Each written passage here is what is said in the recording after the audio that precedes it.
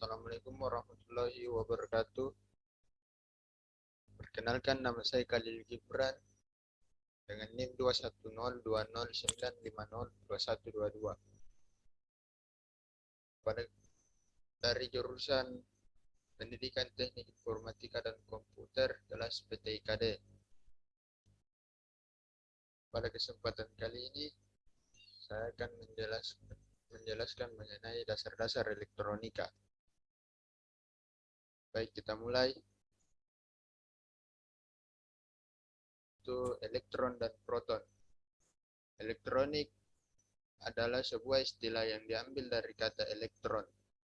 Elektron merupakan satu dari tiga materi yang menyusun struktur atom, yakni inti atom, atau nukleus, proton dan neutron, dan elektron.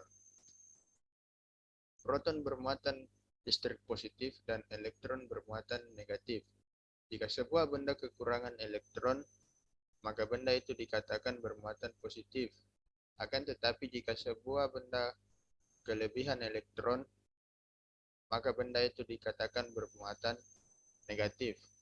Sedangkan jika jumlah muatan negatif dan muatan positifnya sama, maka benda itu disebut netral.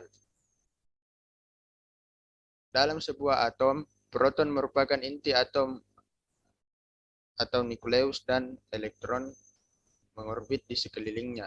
Akibatnya, elektron mudah bergerak, sedangkan proton yang merupakan inti sulit bergerak. Elektron bergerak dari potensial tinggi ke potensial rendah.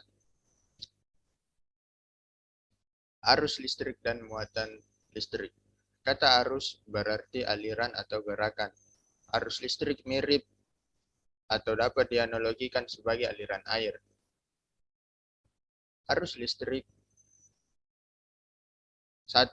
Arus listrik mengalir melalui rangkaian kabel listrik.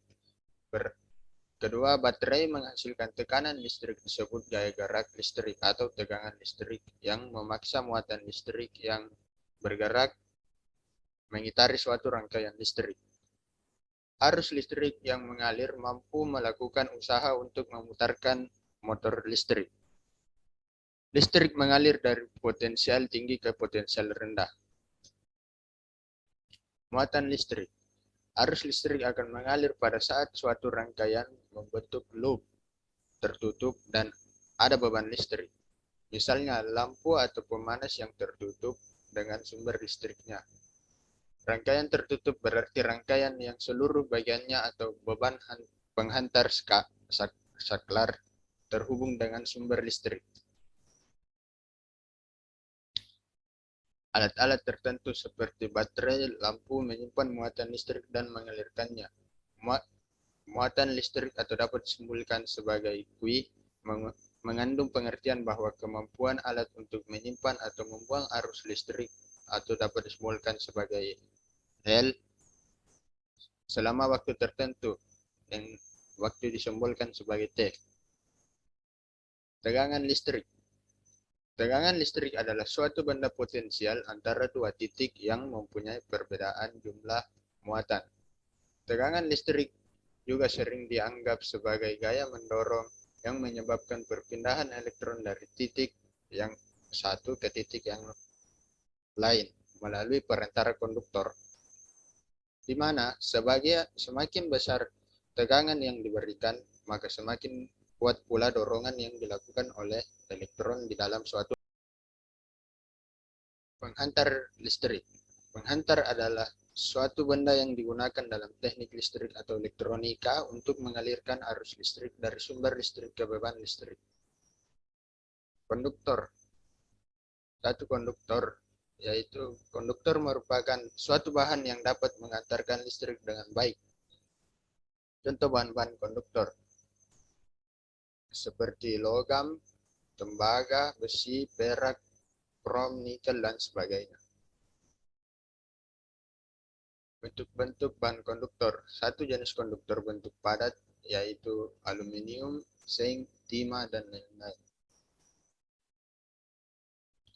Jenis konduktor berbentuk cair. Pertama, adanya gerakan elektron elektron bebas melalui penghantar dan disebut sebagai penghantar elektronis. Umumnya bahan penghantarnya dari logam atau paduan logam dan granit atau arang. 2. Isolator atau penyekat. Bahan penyekat atau isolator adalah jenis bahan yang sulit mengantarkan listrik. Hal ini disebabkan oleh bentuk struktur atomnya. Elektron terikat kuat oleh proton atau intinya. Elektron dapat terlepas dari ikatan intinya apabila tegangan dari luar jauh lebih besar dari daya tarik intinya, yaitu dengan memberikan tegangan listrik yang sangat tinggi. Contoh-contoh bahan isolator. Salah satu contoh terbaik dari bahan isolator adalah karet.